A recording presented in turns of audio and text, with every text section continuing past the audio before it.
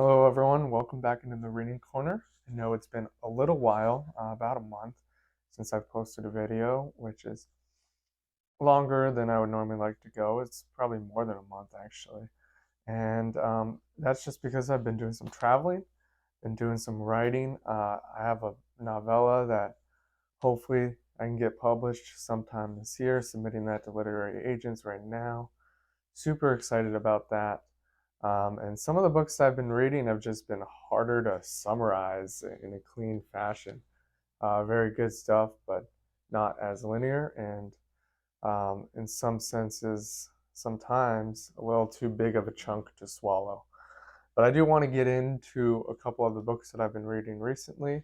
Um, Two books, part of a series, Autumn and Winter by Karl Knausgaard.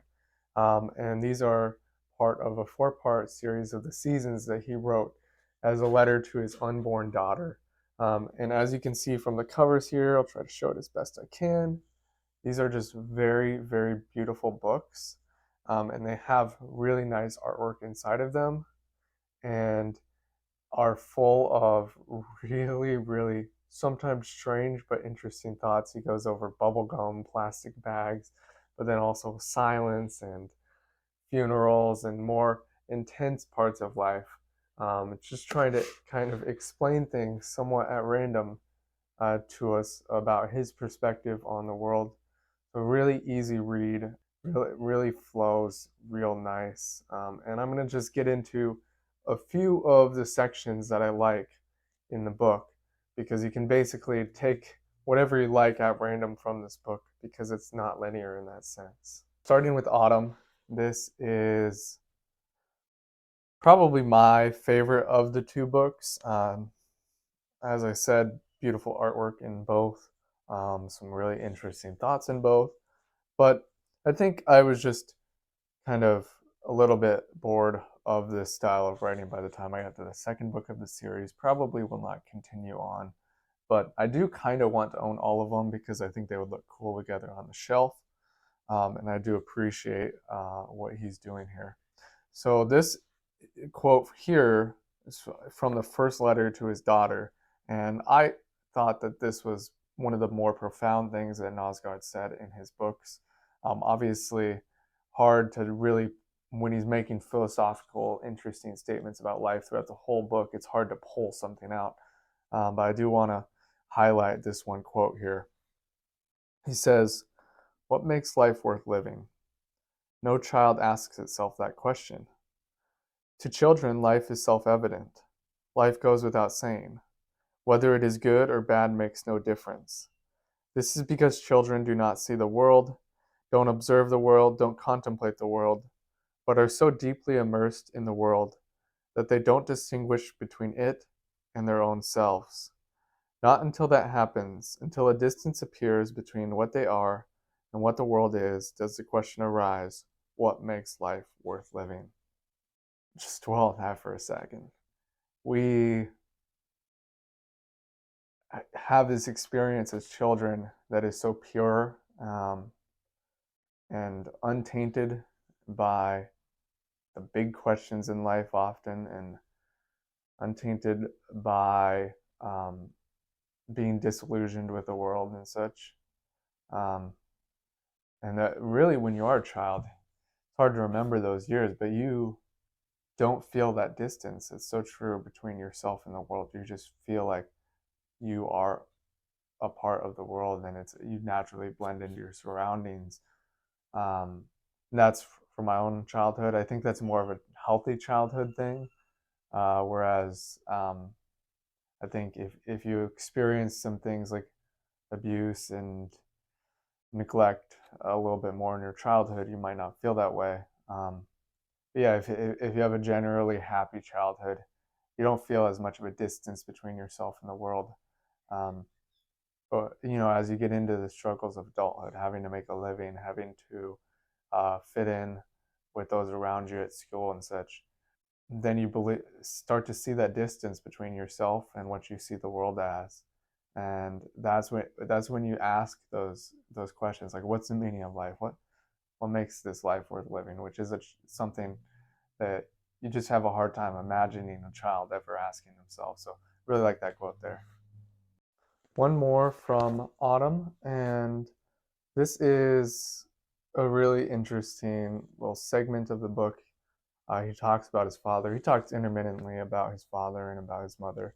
Um, but in this, he talks about when his father died and when they got to read his diary and when he realized that his father was not comfortable with his loneliness. He knew growing up that his father didn't have very many friends, very much community outside of his family and his wife.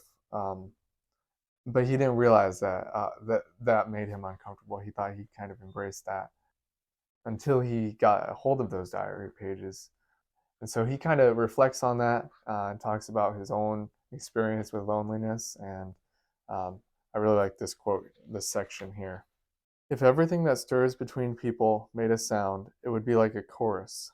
A great murmur of voices would rise from even the faintest glimmer in the eyes. Surely he too must have felt this. Perhaps more powerfully than I do, for he started drinking, and drinking muffles this chorus, makes it possible to be with people, other people, without hearing it. Yes, that must be it.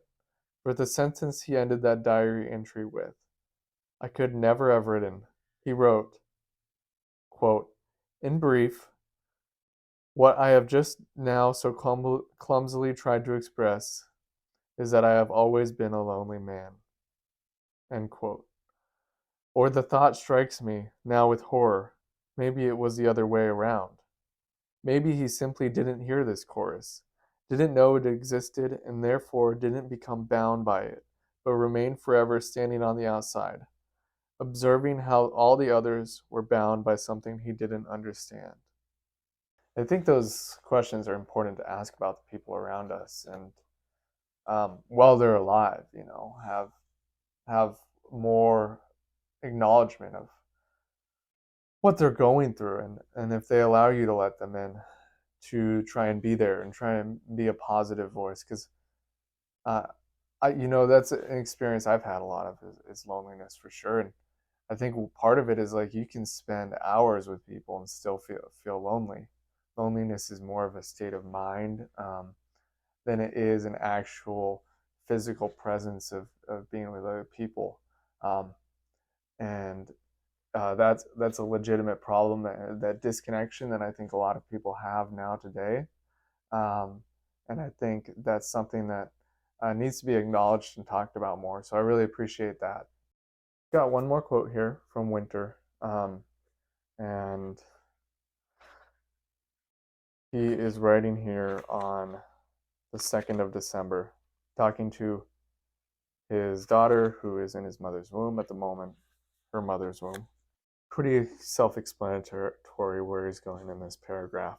He says, maybe you have begun to have an inkling of the outside world, and if you have had the ability to reflect, you probably would have assumed that the world consists of a small dark space filled with water, which you are floating in, and that everything beyond is purely auditive and consists of all kinds of sounds.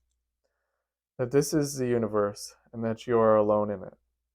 And maybe that's how it is out here as well.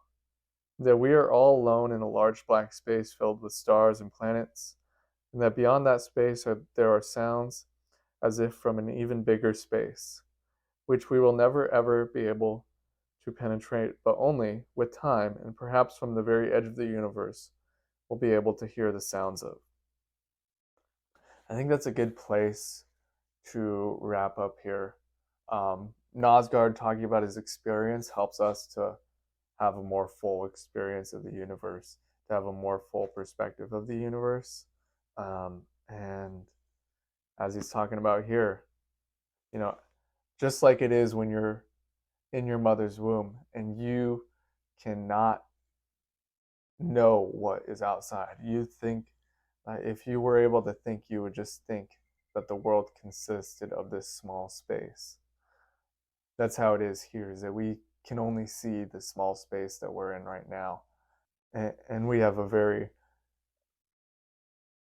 warped perspective on the world because of our limited perspective. Um, and These books help to broaden that perspective for me. I give these books a 4 stars, and I would say 85 out of 100. Good casual reads you can pick up, read a short chapter in about 5 minutes. If you're in a time crunch, kind of pick it up and put it down. And I do like those types of reads because you just find that you only have so much time throughout your day, only have so much free time, and you got to make the most of those small moments. So, thanks for being with me this time, and I'll see you next time.